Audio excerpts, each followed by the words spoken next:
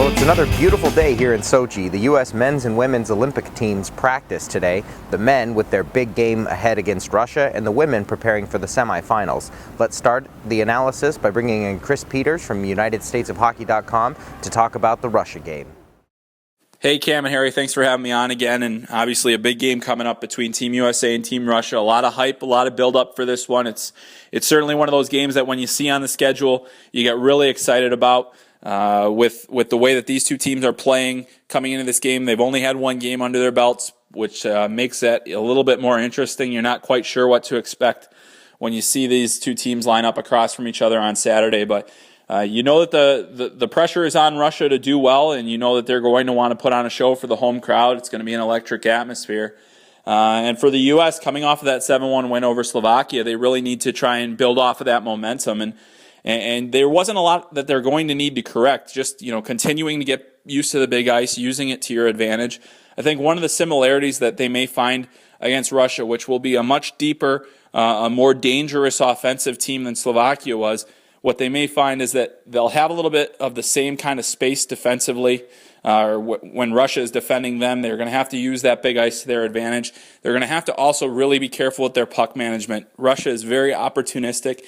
They pounce on every turnover. They make it count when they have opportunities. They have some tremendous shooters on that team. Team USA has to play a complete team defensive game against Russia. They have to be smart with the puck, and they have to do everything they can to just continue to put pucks through. They know that they have the offense to compete. So it's going to be an absolute thrilling game. I can't wait to watch it. I'm sure you guys can't either.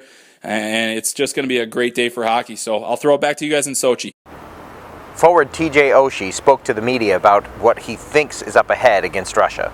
We got to keep an eye on them and make sure that we take away their time and their space, and then just roll foreign lines and play our game. We got a lot of guys that can put the puck in the net and a lot of guys that can do a big job on defense. So. Now let's bring in Harry Thompson from USA Hockey Magazine to talk about the big Russia game. Everyone's excited here. What are your thoughts on the game?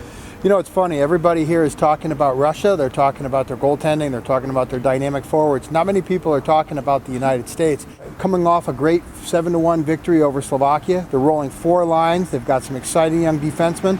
So I think, I'm looking forward to seeing how the United States stacks up against the best in the world, especially in front of a hostile crowd over at the Bolshoi Ice Dome. Well, they're actually going to be tested too by the Russian goaltenders. Varlamov and Bobrovsky are 2 NHL-level high-quality goaltenders that the Russian team at the Olympic level hasn't had that good of goaltending for a long time, and it's going to be a big test. But we also have the women's team. They practice. They don't know their semifinal opponent yet, but you were working today on a story. Why don't you tell us what you've been working on?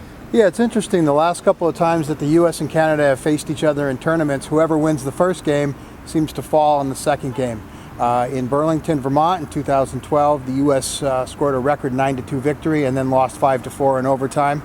And then the next year, Canada wins the shootout in Ottawa in the first game of the tournament and then falls 3-2 in the gold medal game. So I'm sure that U.S. hockey fans are hoping that that will stay to form this time around. All right, and for all of the coverage, go to olympics.usahockey.com.